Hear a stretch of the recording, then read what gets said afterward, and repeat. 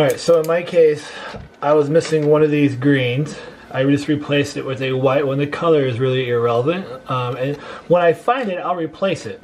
But I'm missing one. I didn't have a green one, so I used a white one. So I'm just going to make a note here. 1 2x1 white. And then I'm missing one chain.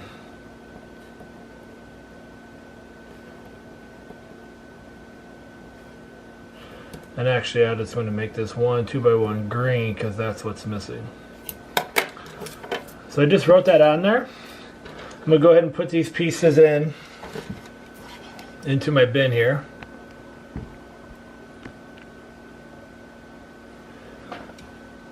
I'm going to drop these in.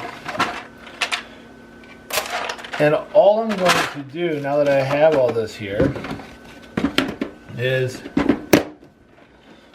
on my lid now, I'm just going to make a note. So as things pop up all the time in the classroom. It could be in another bin. Someone's got extras or doubles. I have that list. And so the other thing that you can do is then you can have another container. So as kids are sorting, if they have extra of parts, they put it in the bin.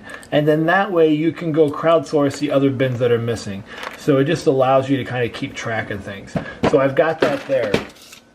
Lastly, the other thing that I do, and you can do this with masking tape, you can do this with anything you want. You can put it, I like to put it on the top, but you could do it on the side. If your storage is a stacking system, the side really helps. But what I tend to find when I'm working with WeDo or LEGO EV3 is the kids will, their builds get bigger than what fits in the storage container. So we always put their build on top, and then we just store these along the edge of the classroom wherever our space is. And so what I would do is I would put here a piece of masking tape or duct tape or whatever it might be, just like so, and we always put the kid's name. So I'm going to go ahead and just add mine.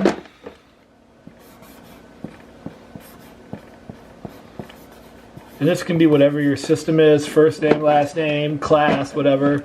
In this case, it's just me, A.A. Roan, so I've got that labeled there. That way I know it's mine, and anything I build on there is mine and no one else's. And then this is what we can take. This becomes their table to store their builds. We stack it against the edge of the wall, and we're in good shape.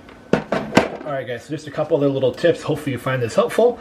And then when we come down here and we find these elements, we can just cross them off, and when they're all discovered, we can just pull this piece off and we know it's a complete set. So just little things that we can do to stay organized and help your students help you while they're gaining more experience themselves.